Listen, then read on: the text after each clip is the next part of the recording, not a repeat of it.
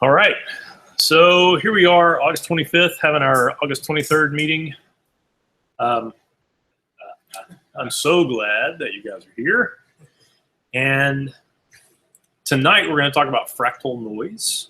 I have my own opinions about fractal noise. You also may have your opinions about fractal noise. You may have some tricks that you like to do.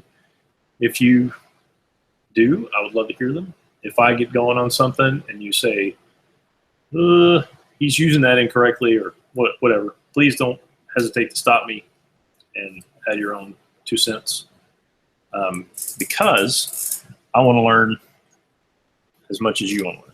So, okay, that's where we are. Fractal noise was like one of the very first things I ever used in After Effects. Really? But I didn't know what I was doing. I thought it was going to be like taking Premiere tutorials and just hopping right in.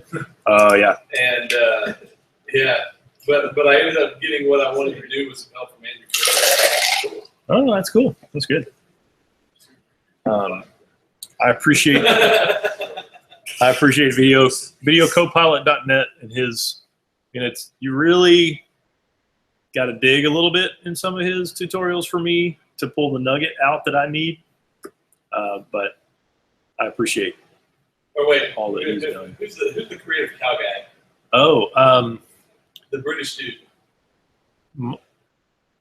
Maybe Brian Moffitt, somebody with him. There was a British guy with Brian Moffitt at some point. He did all the Premiere. Huh, I'm not sure. Not sure. Okay. At any rate, here we go. One of the first things from actually Brian Moffitt that I ever learned about fractal noise was the ability to combine it with Colorama to actually get some cool effects. We'll look at those in just a little bit.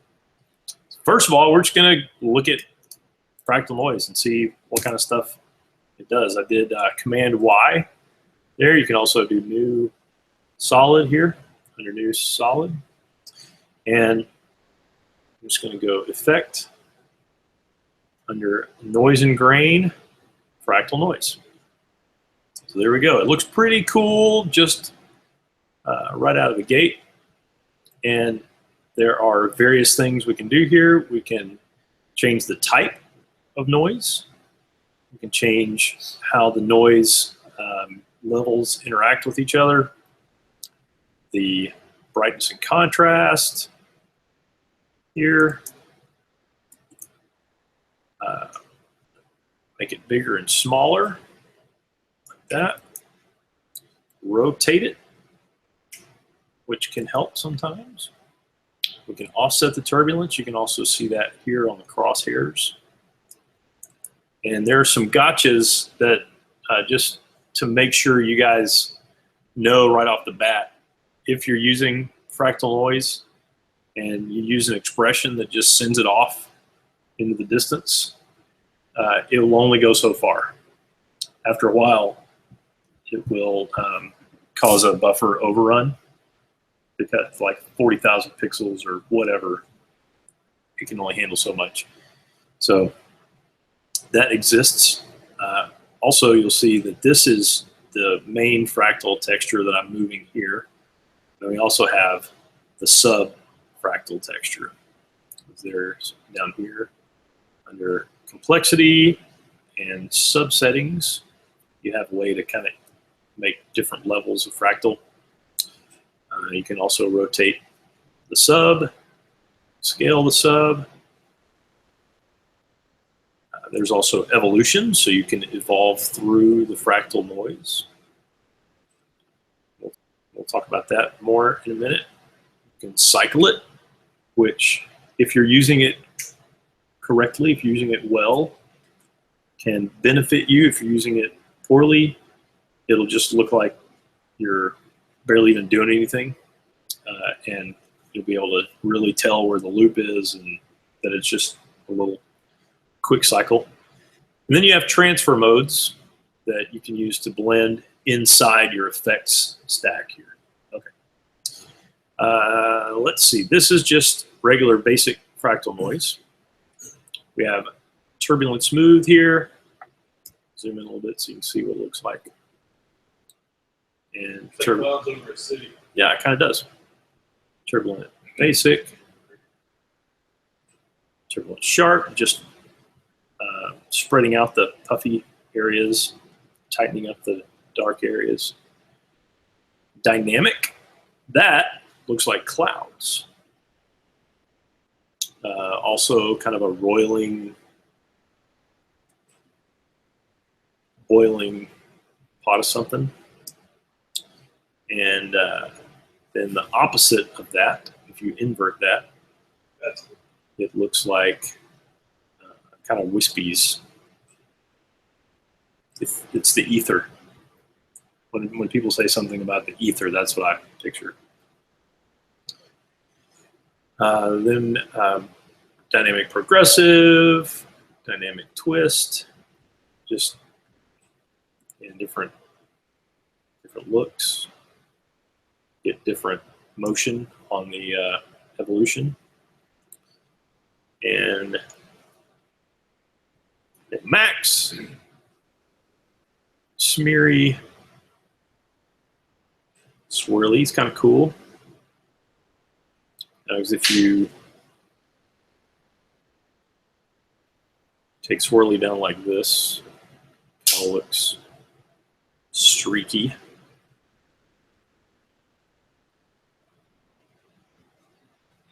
Interesting. Rocky.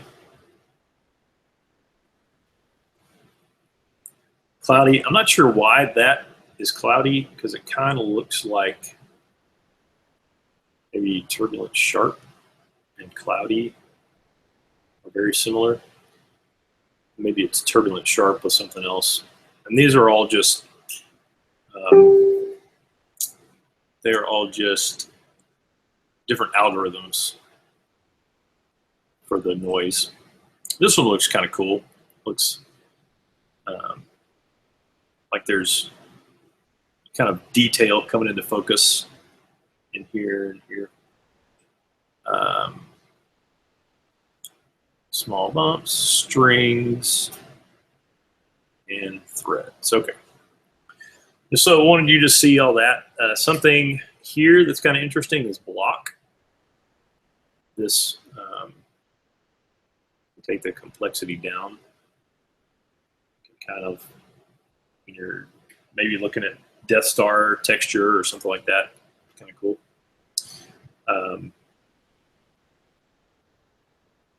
And then let's just reset that. So there are a lot of different options we have. Well, I won't cover all of everything tonight. Just wanted you to see that those exist. I have some specific use cases that I do a lot of with Fractal Noise, and we'll go over a lot of those tonight. Okay. First thing that we'll talk about is fractal noise and water. And we're just going to take our solid, drop it in, and that fractal noise on there. Looks like maybe this comp is bigger than 1280 by 720. Let's do 1920 by 1080 because I want you to be able to see what's going on. I'm just going to change my solid size so it fits. Okay. So under transform here, I'm going to take off uniform scaling.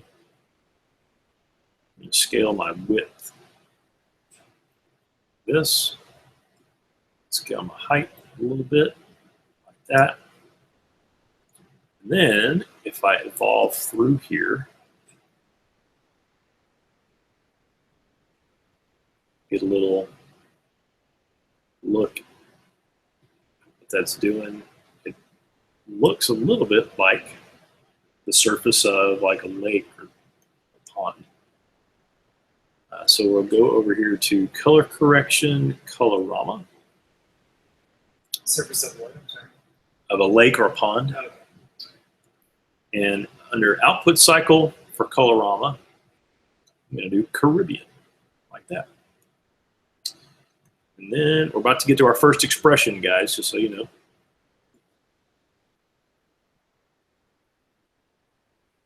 So that's start. I thought that one you called ether looked like water lines on the bottom of a pool. Oh, maybe, yeah. If you're underwater and you're looking at the bottom. Yeah, kind of look like that. Bottom lines, the dynamic inverted looks like water lines in the pool. Okay, on the bottom of the pool. The refraction lines. Okay, so this already looks kind of cool. We'll do that, and then we're going to do our first expression here for tonight. I'm going to turn on cycle evolution. That just means that every time I scroll through my 360 degrees on my evolution, it resets the fractal texture. Okay. So in other words, you can make it loop. Looping, yes. Okay. The evolution loops. Okay. But I'm not going to just do a looping evolution because I want to have a little more variation. You can see that if I just do the looping evolution, then it does basically the same thing over and over and over and over and over again. And if I'm going to do it quickly, you'll start seeing a pattern pretty fast. So what I'm going to do is change this cycles of revolution to maybe, let's say 4, and hold down Option or Alt on Windows, click my stopwatch to get my expression. And then for this expression, I'm just going to hit EE so I can see only the expression field. I will do revs. That's my variable I'm going to use for revolutions. I'm going to multiply it times 360. And I'm going to say revs divided by this comp duration times time. And what this does is it takes these revolutions, 4, multiplies times 360, and then over the duration of the comp, it spins this angle, the angle controller, 4 times. Okay? And it knows that I want the evolution to cycle at 4 revolutions because I've told it. So by the time it gets to the end of this comp, it has figured out what the 4 revolutions are, and it does its own math. After Effects worries about its own little detailed math and gets me to my reset on the evolution slider there. Okay. So instead of it just going and being the same thing over and over again, then I get 4 kind of different evolutions through there until it resets. And what we're going to do now is add a corner pin.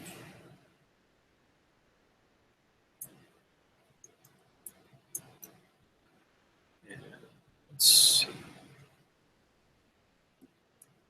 We'll take this down here a little. That. I'm going to stretch out my bottom left, my bottom right, and it's going to look like a little bit of perspective.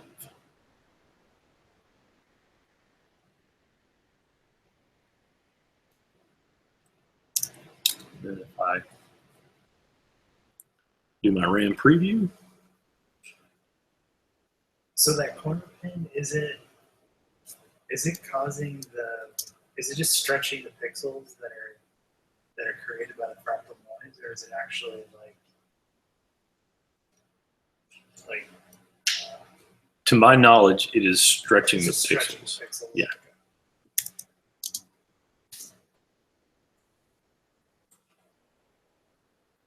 And what is that perspective offset?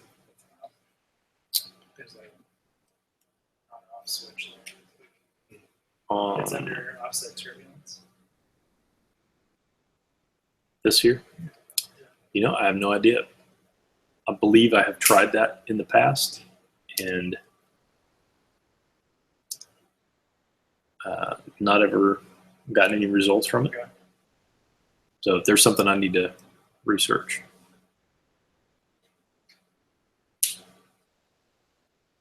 Now, maybe it has to do with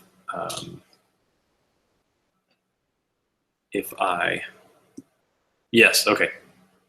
So I'm offsetting the turbulence, and it is doing a parallax. You see that? Oh, between the sub and Yeah, between the sub settings and the main settings. So is the sub settings offset also moving? Like if you look at the properties for it? It doesn't. Looks like it doesn't have. So it's moving together there. It just grabs both of them the same. Let's see if it has anything to do with rotation as well.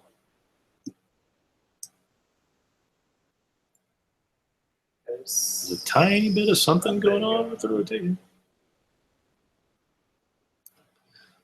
It's kind of weird and interesting.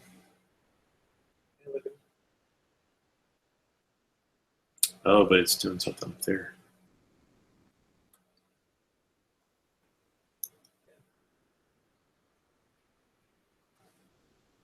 So there you go.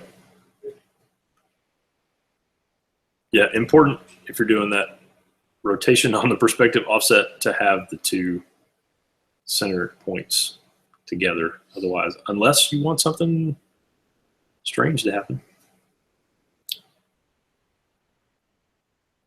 Now they're going against each other. Maybe that's what you So want. they're pivoting around that, that point. Yeah.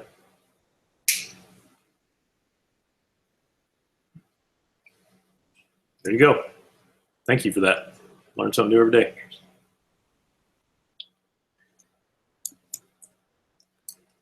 So with the corner pin, if you did like an oversized solid, then you can make up for some of that resolution loss. Yes, doing an oversized solid and then squeezing in the top corners instead of widening out the bottom corners.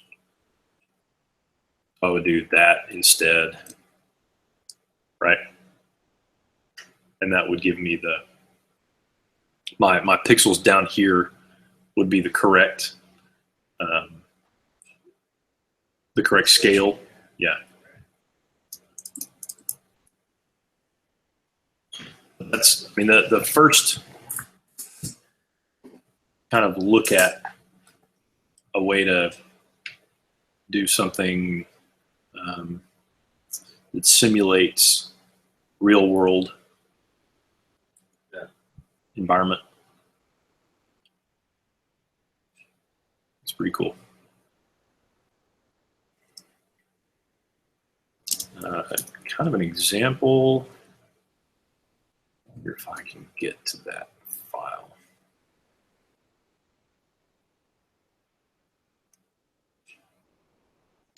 Let's see real quick. Show you an example.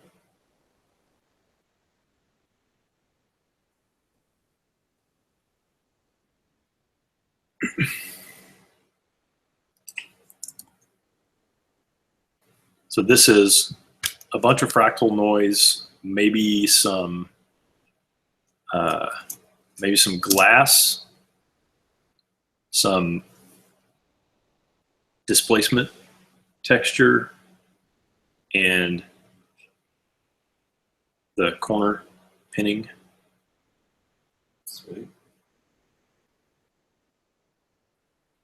And it's, you know, it's not necessarily realistic, but if you're trying to fake somebody real quick. As far as using a large fractal texture, the bigger the fractal noise layer is, the more render heavy it will be. So if you're using big fractal texture with lots of fractal layers, then at some point you're going to compromise your render options. Doing pre-renders and stuff like that can help you out of that jam a little bit. But just so you know, there's another little gotcha there. Okay. Any more thoughts on this guy?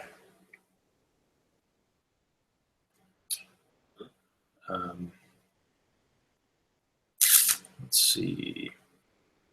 Let's do loop. Save that.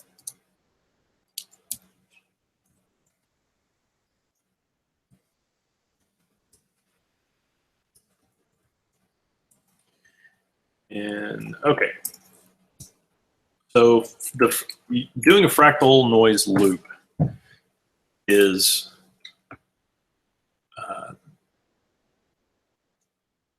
I think it escapes a lot of people.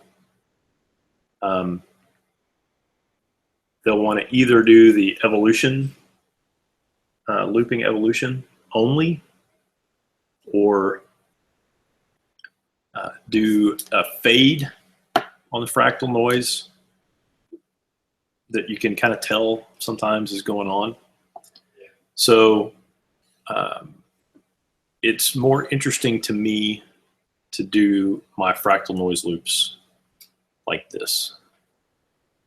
I want it to be a seamless loop, and there's a little more advanced way to do this. I'll show you just the simple way that I like to do it lately.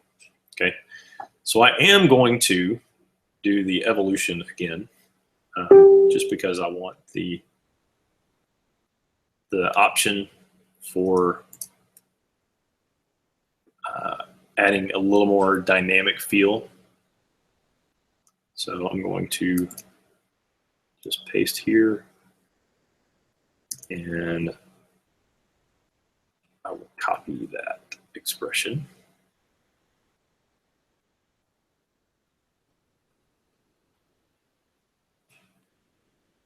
I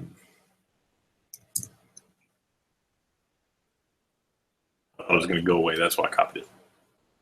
Okay. I'll just make my fractal texture a little bit bigger. That. And I'm going to, oh, sorry, one more thing while I've got Colorama here. I'm going to do dynamic.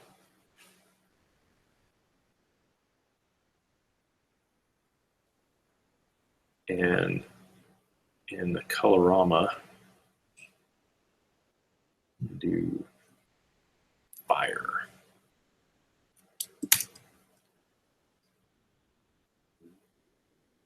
That's interesting. It's not, again, it's not necessarily going to fool anybody unless you combine it with some other stuff and maybe do a depth map or something like that. But, sorry, displacement map. But it's at least interesting, an interesting place to know that you can start. If you have a ring, and if that one ring rules them all, and somebody's on your tail, you need to dump a ring, this is where you go. Right there. Right? Okay, so we're back to the loop. This one's going to be,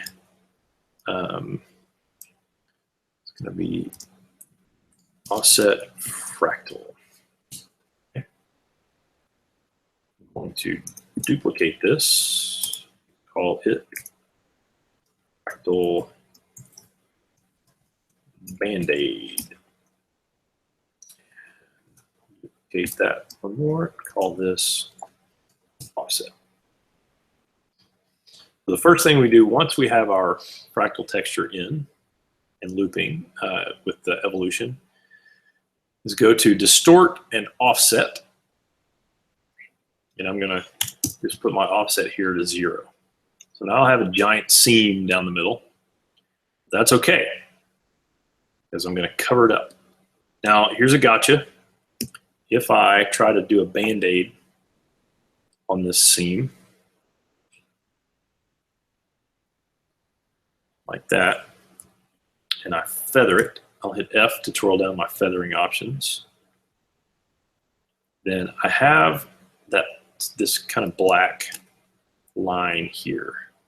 It's not terribly noticeable. Maybe it'll work if I'm doing some other comping with it. But just to take care of it, I'm going to put a fill in and just set my fill to 50% gray. And I can tweak that a little bit just to make it feel a little better. And then I wonder if this will work. Alpha add.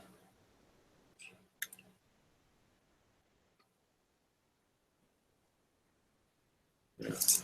Okay. So if you move your perspective offset, is there no point at which it would be able to loop back? That is correct.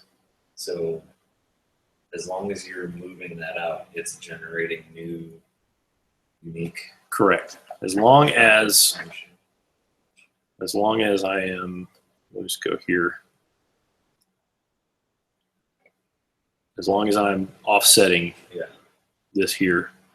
That will never repeat. To my knowledge, it doesn't repeat. It could repeat at some point, but how to find it? After you run out of RAM. Yeah, after you run out of RAM, you find it. So maybe we could do like 1920 and see what that looks like and see if it loops at 0.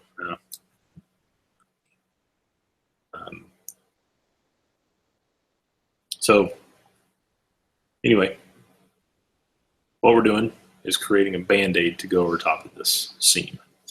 Okay. Then here, I'm going to make this an adjustment layer. I'm going to do Shift Command E to get rid of my effects. And put offset on here. And now, because I have this edge here and this edge here are touching otherwise, right? If I take off the fractal, sorry, the offset there. Right. This right here, these pixels on this side are right up next to the pixels on this side of the center line. So all I need to do is put this offset on top of there. And now I can offset from 0 to 1920, and it's the same, right? That gives me another opportunity to do my little offset expression here, where I'll do t equals width. Let's do, yeah, I think we'll do width for this one. Width divided by comp dot duration times time, and that's going to give me a single value, and then I'll just apply that single value to the x. Just do value plus t 0. So I'm pulling the value from here, and then I'm adding t to the x, to the horizontal value. over time. Okay. So now it's 11 seconds. We'll see if it loops.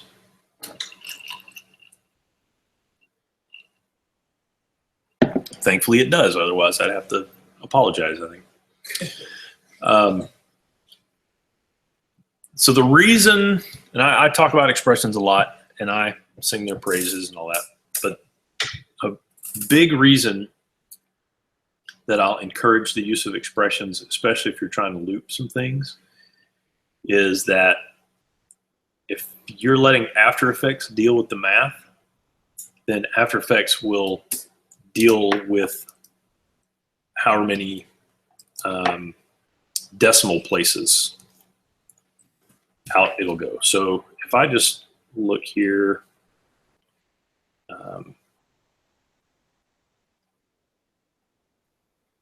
put a text box here, and I'll do source text, and I'll do time, like that.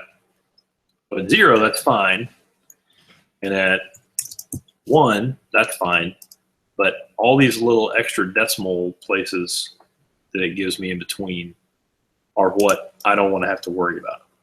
I just want After Effects to be able to do that particular math and let me think about the creative part. So if After Effects is doing the math, it gets down here to 11.0666, whatever, and then it loops back for me, and I don't have to worry about trying to figure out what that time is. And I don't have to, something that people will do is they'll set a keyframe like that. I'll still do it there. Set a keyframe like that, and then move the keyframe down 1 frame to compensate for that loop. But if I do that and I change the duration of my comp, then I have to go find that keyframe, reset it, move it again. And if I've done that for 3 or 4 different comps or 3 or 4 different layers, then I'm just spending time adjusting instead of letting After Effects just do the math for me. Cool? Very cool. Thank you. So anyway, we'll take the text off. And that's how we loop a fractal texture, okay? Or that's how I do it. Now, let's take that loop, that fractal loop, and put it in here. And no, let's don't do that. Let's do our own new fractal texture with a layer that will be fog. So this is going to be fog 1. We're going to kind of do a simple fog, and then we'll do a 3D fog. Okay. So the first thing I'll do is just drop on a fractal noise. Maybe this time we'll do dynamic. That. And I'm going to put a mask on here. And MM to twirl down the mask. Feather it a little bit. Just decrease the expansion. And I can now put it in 3D space.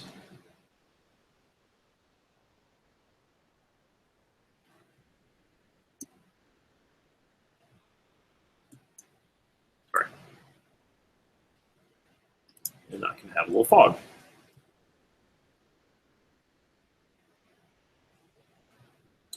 Maybe we can blur it. You know, I realize that Gaussian blur has now fully replaced fast blur. Yep. No more fast blur. As of when? As of 2015. I still have it. I swear. Yeah. Maybe it's 20. Maybe it's 2015.3. Maybe it's just on Mac. because under blur, there is no more fast blur. Now, Gaussian blur does have the repeat edge pixels, like fast blur did. What is Gaussian? I think it's just an algorithm. Gaussian is the last name of the guy. Yeah. That's all. There you go. What is the type of? Why is it different than like a fast blur? I think it's just more math intensive. But maybe they've made it more efficient now, and that's why they got rid of fast blur. Okay, so now we have, Yeah, I'm gonna guess probably fast blur was a Gaussian blur, but it's some kind of shortcut. Yeah. Built into yeah, probably so. processing. Okay, so now we're just going to pretend we don't need this thing to loop. So I'm going to do some keyframes. And I'm going to do some evolution here, that.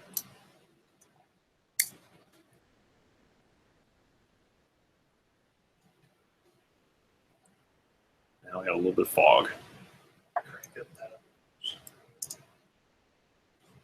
You could do a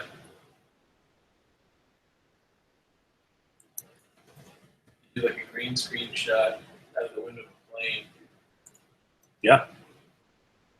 That rolling along. You see the edge there.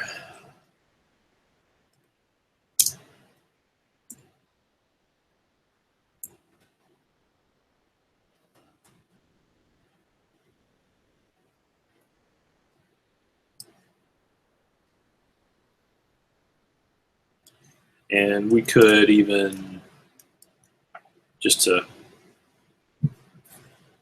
kind of improve this a little bit,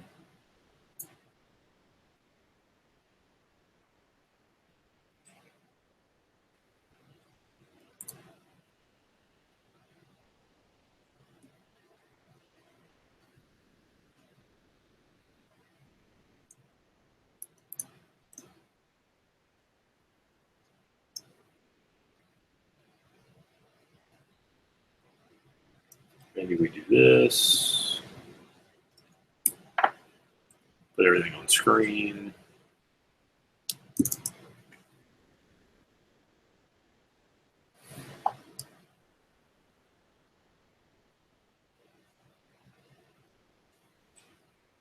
And it's a little fast for fog necessarily, but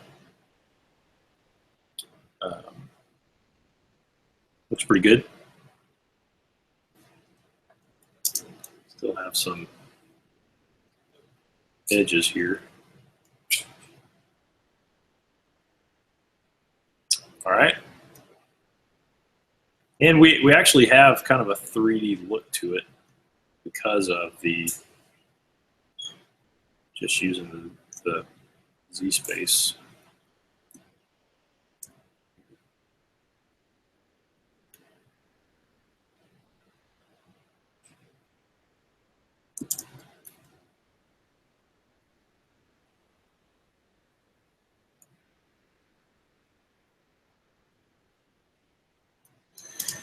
All right.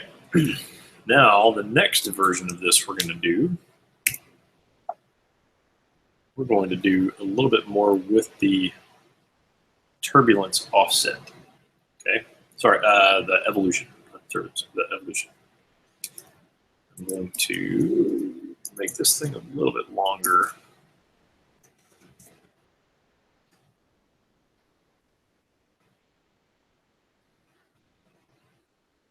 And so with the evolution, what I discovered, what may be evident to you guys, is that the fractal texture, when you evolve through it, it's just built, kind of building on itself, almost like you're slicing every degree of the evolution is like another slice, almost in Z space of the fractal texture. Does that make sense? So if you were to go a degree and stack it next to your previous fractal texture, and then go another degree and stack it next to, and then go another degree and stack it, then you're kind of building a slices in Z space of your three-dimensional fractal noise, right? Does that make sense? So move in a little bit on that guy, on the expansion. And this is going to get, on the evolution, I'm going to go value plus 4. We'll see what that does. We may need to go the other direction. I'm not sure.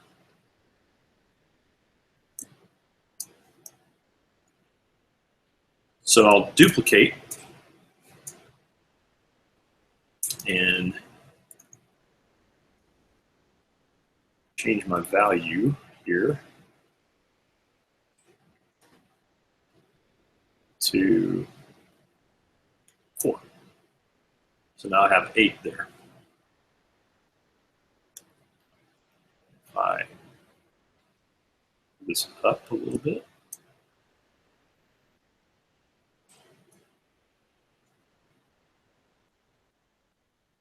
That, and then duplicate,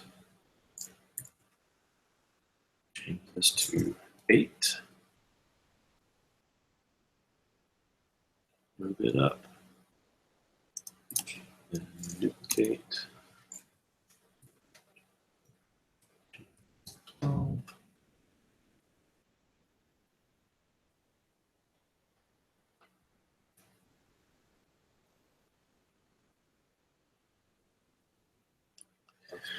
so let's see if this will work.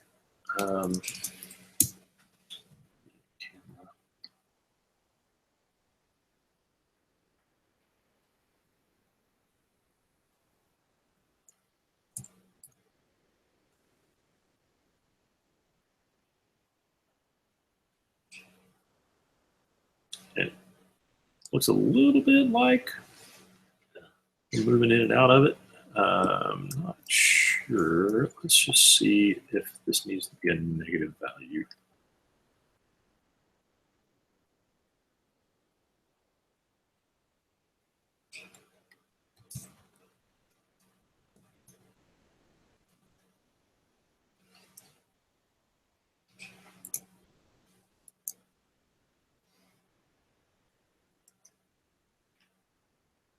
I could maybe build an expression that would move through the fractal texture the further away I got from each layer.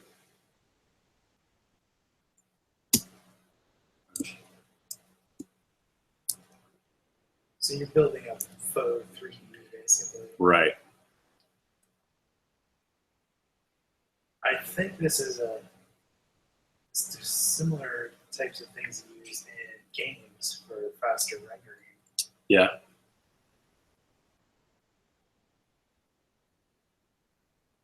Rather than trying to create a particle system, you could have different layers of fractal noise. Yeah. Yeah. That's what you're saying. It's just using one asset, generating something on the fly. How do you come up with that? You know, I'm not sure. Magician. Okay, these are some examples of fractal here.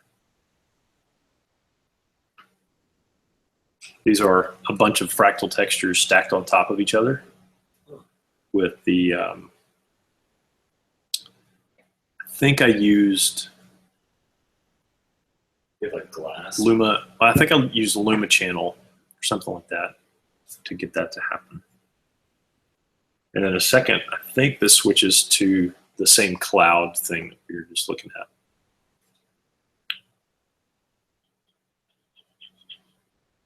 Yeah. So these are a bunch of fractal noise layers stacked on top of each other. How many layers is that? Maybe 30 or 50, something like that. And they're not moving, just the camera? Correct. Did that render pretty quick? No, I think that one, It's 3 hours. it wasn't 3 hours, but it was 1280 by 720. So yeah, it's this one right here. I think was every layer was only moved like 1 pixel or 2 pixels. Therefore, there were probably 150 layers on this one. So it's like the degree is changing in the Z or the Y. Uh-huh. The same amount every layer. Yeah.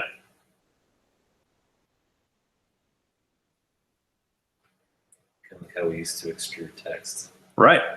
Yeah. I mean, I still extrude text like that. So that's I saw something on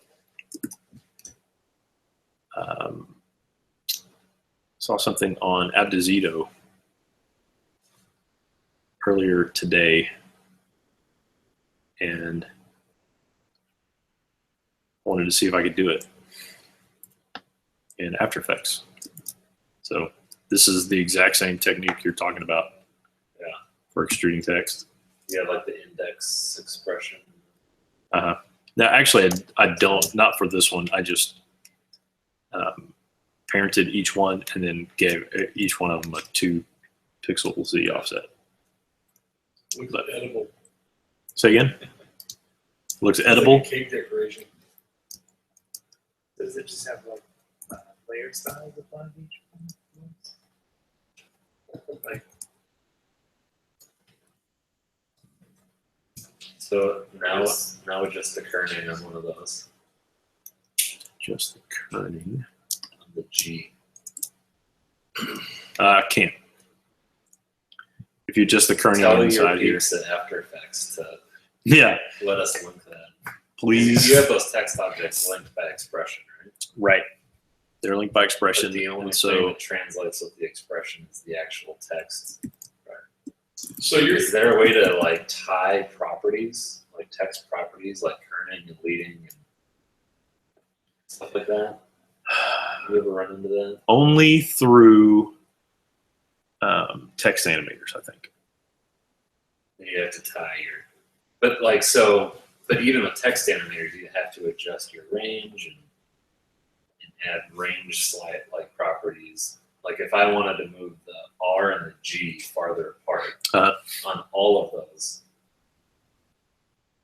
right? You'd have to, yeah, you'd have You'd to have to like pre-comp it. get the index and, or pre-comp it. And that's, pre-comping it is completely And then reasonable you for this. just stack your. Stack the pre-comps in space. That's what I've done in the past, but I've always wondered if there's a way to tie, because sometimes I'll use a text to mat out something above it to give it another texture or something. It'd be so nice if you could just. so how does that look if you try to orbit that at all? Say that again? How does it look if you try to orbit your camera around that? It will Does it start to get noticeable? be noticeable because the glass texture is not technically in 3D space. Let's see. Maybe I just solved my problem.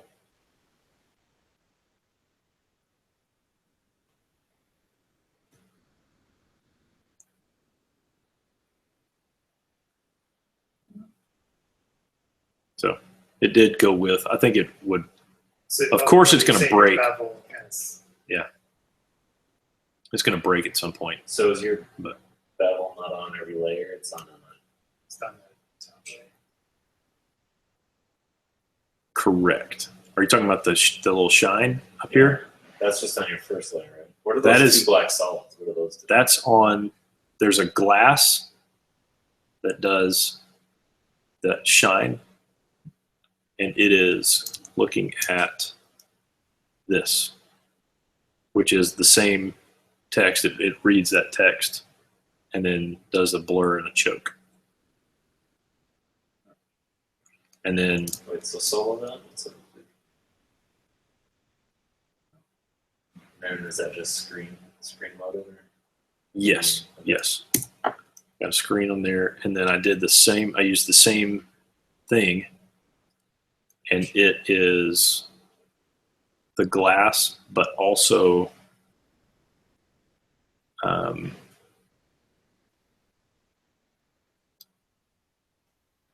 sorry, I guess that's it. It's the glass, but it's just this little poofy area here. So I changed the direction of the light. Yeah.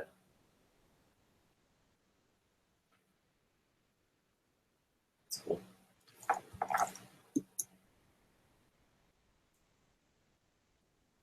Okay. Fractal Sorry. Noise. Sorry for the boy, we diverted quick on that one. Hey, there's Fractal Noise. So there is a way to watch the fractal texture loop through, like we were shining a laser through, where we could adjust the height or the Y of the layer, and it would look like it was returning that laser slice of the 3D fractal. And that's how we would get the look we're going for that.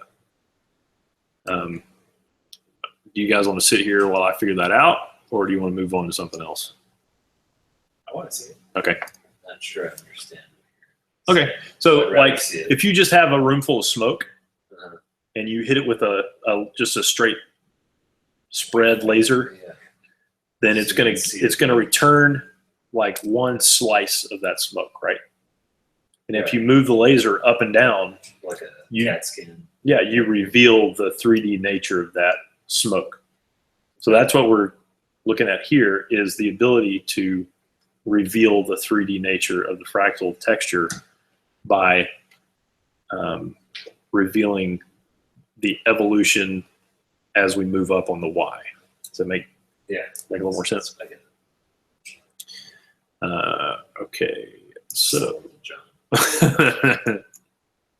and maybe I think no, we'll see what we can do. We're not going to offset turbulence yet. We're going to clear that from the Have evolution. you ever seen other noises for After Effects?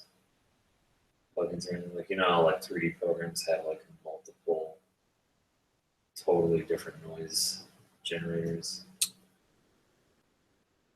Yeah, like is there something else for After Effects that gives I'm noise? sure you could kind of get to some of them if you really work on it. Yeah, I think there It's is nice being able to just flip to one that looks like what you want. Yeah. So just something simple, changing noise values. Noise type. something simple you can do is just come in here and start with like a beige, and we're going to drop on a fractal noise and set the transfer mode to soft light. Then Stationary. so then maybe we duplicate that and we set it to strings and change the opacity, and then duplicate it and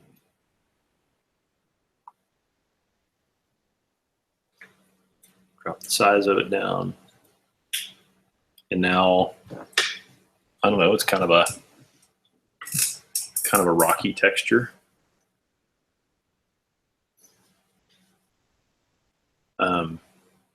You can do Fractal Noise wipes for things. So let's say I have a piece of text here.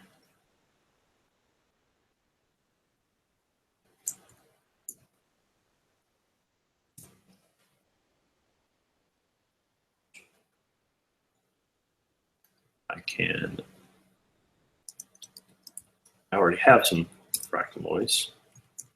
Let's call this matte, and I'll get rid of everything except that base fractal texture.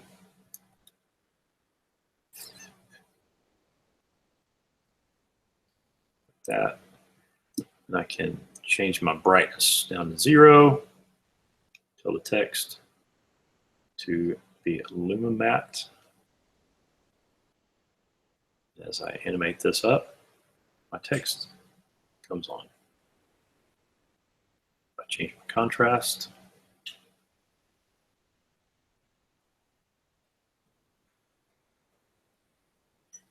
and just a simple text or text being eaten away. Like that. Okay. And I'm just using that layer right there. I can also pre-comp. Let's do this.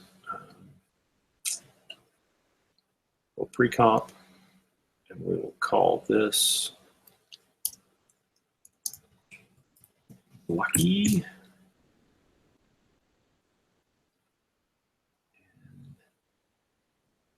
Do the rock, and we'll do a block. And I'm going to scale a little bit differently there on the X and the Y. That. Drop into a new comp. This is going to be face. And my text is going to be white text. That. And inside blocky, I'm going to change my evolution to random minus 720. 720. That's just going to give me a random number every frame. Let me set this to 10 maybe. And I go get a distort and a displacement map. I use blocky, luminance. Beginning layer 2. Say that again. On your displacement layer. Oh, you're using Oh. itself, yeah. Call that. I know what I'm doing.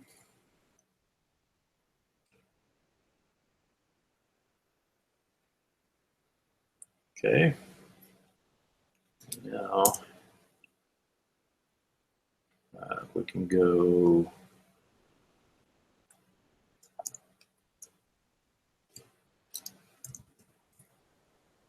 I'll wiggle the text 5.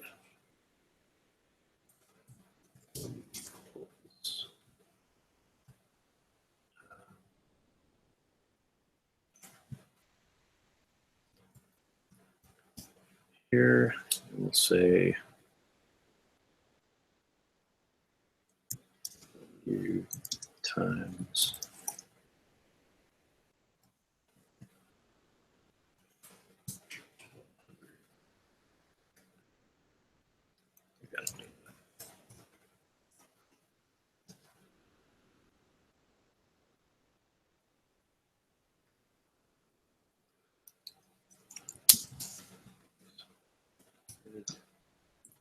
100 minus t. Anything?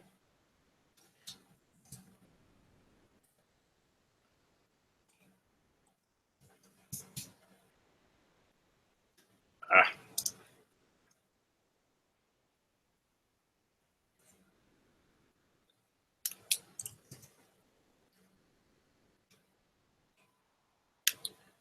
I'm not being awesome at expressions today, everybody. Okay, Taco Trent. Tacos and Trent. Your random minus 1, 1, and we'll do that. Now we go here.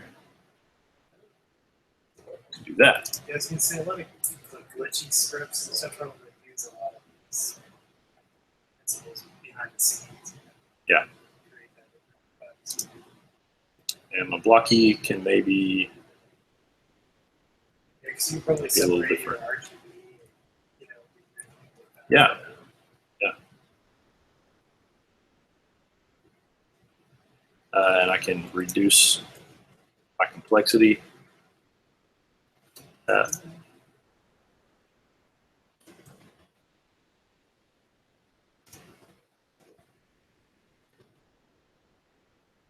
Sure, see what's up. Kanye did that music video that wasn't All glitchy? all graphic distortions. Uh, I think I'm pretty sure it's a Kanye West video like this. I'm not sure. So Not sure. it was kind of like this times a billion. Stuff. Like how YouTube or other things where like if the scene would change, the background would still be there, but then the movement would like away. Okay. Yeah. They had a lot of that. I think I remember Glitchy that. stuff in there too. Yeah, I think I remember that video, and it would, like, people would pop out of the background and move in a There's, like, digital macro way. blocking and Yeah, yeah. glitchy stuff. it's pretty good. Okay, so let's look at 2 things for space. 3 things for space. Stuff with time displacement too. Yeah, we're going to look at time displacement another time, because that is that's a deep chat.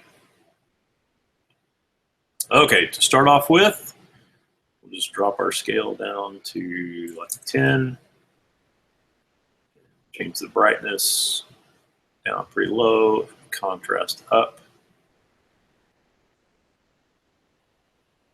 That, and we have a star field.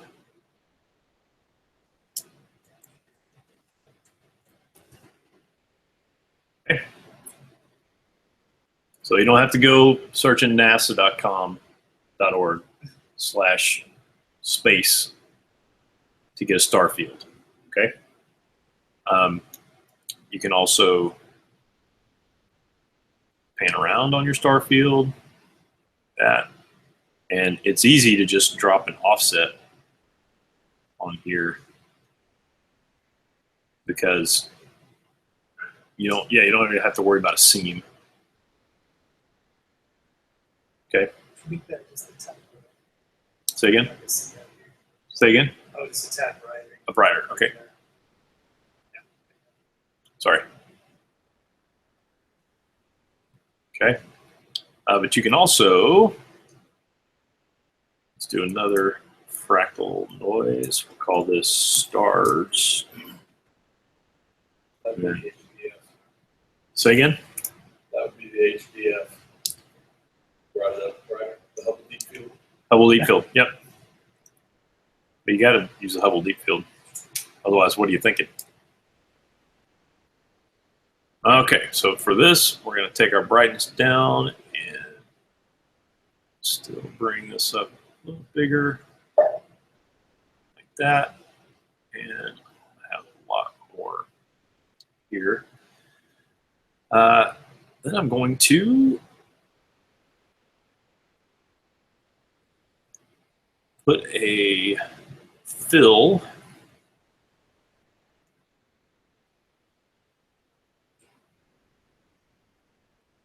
on here. Use my transfer mode. And then do it again. With another one. That, and just change our evolution. Set these to maybe not overlay, maybe screen. Now we're looking at star fields with nebulas. Okay. And if we set up our 3D here, we can even Star Trek through space. Now, could you tether your camera rotation to transform properties so that we, like, Yes, yes. I'll give you one better, maybe on that. I'm going to pre-comp the stars.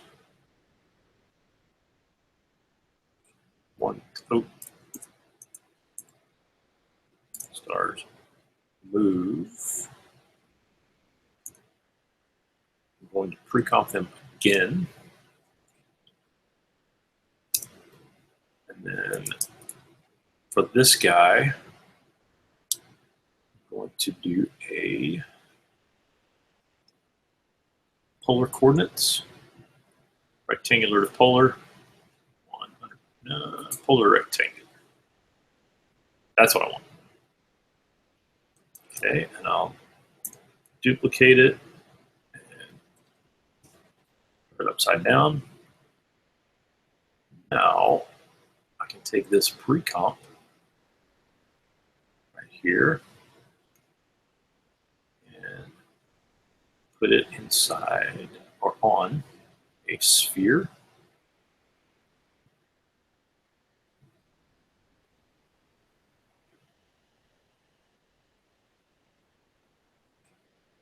And I just want to see the inside of it.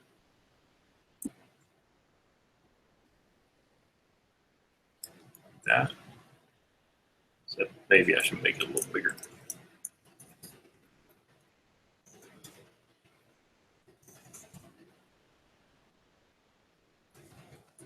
you always do Yeah. Typically, not that it has to be that. Yeah, I don't know what the ratio is, so I just basically do a 2 to 1. That usually takes care of it. but the polar coordinates would compensate. Yes. So I'm just going to replace here. If I jump back out to this guy, just make sure everybody fits inside. Minus there. And because the stars have a little gap there in the middle, I'm just going to remove the polarize, sorry, the polar coordinates effect. And I can even, I think, just do a mask in the middle like that. And then when I go back to space, maybe I don't have to be that big. So then I can rotate my sphere.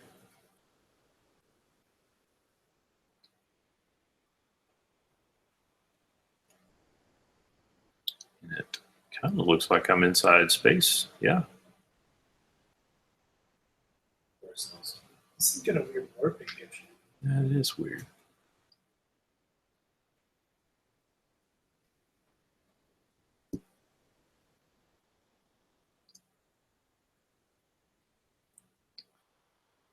I want to see the inside. It should be moving away from me. Right? Oh, you gotta increase your radius. Think I still need to go bigger? Yeah, like way bigger.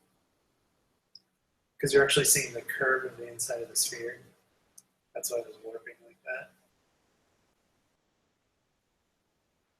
You know what I mean? As it turns, like if your Yeah, you're radius more is, inside the dome. yeah, like you're actually seeing the curve of Yeah. the inside of the sphere. But now it's fine. Basically building like a dome. Yeah. Like, Yeah. So you just had to go super high res on that. Right. Yeah.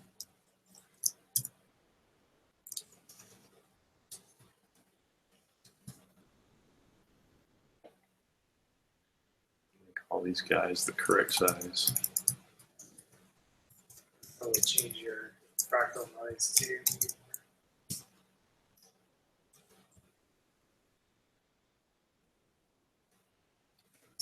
It should be adjusting Oh yeah. the fractal noise well for me.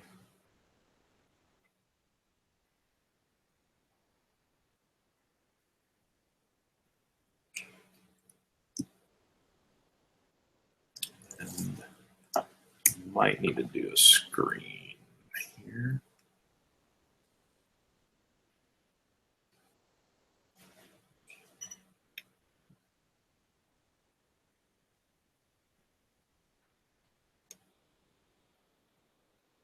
Oh, I think I do need to adjust my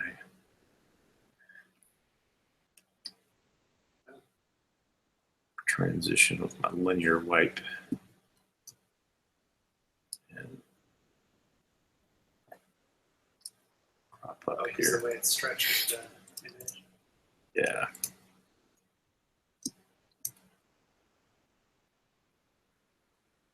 Oh. There.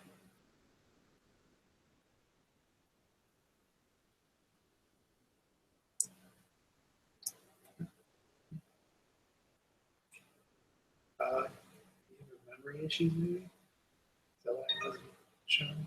I think it's just dark. Because when he was adjusting the Yeah, map, it's or dark. the mat, it appeared, or the mask, I'm sorry. So let's get some See what happens. dark stars. Space. It's looking there. It's just so It's so small. small that you guys can't see them Yeah, in so here. there it is. And that's because it's like dropping the resolution down when it does that. It's like Okay. pixelating.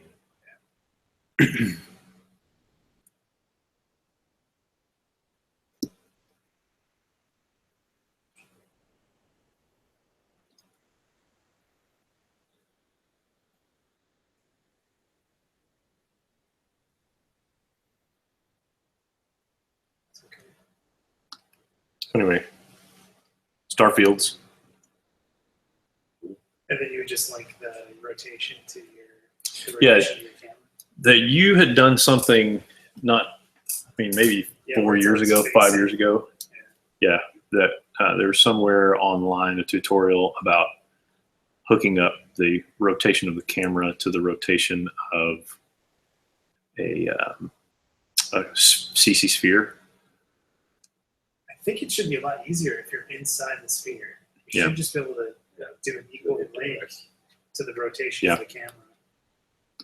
Because when we were doing that one, we were outside of the sphere. Right, and trying to rotate Yeah, around rotating a around. ball, like we were rotating around a ball.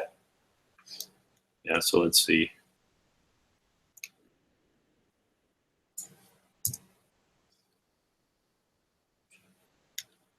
Why there? Oh no, I want to go the opposite direction. I want to parent that Oh, yeah. to the camera rotation.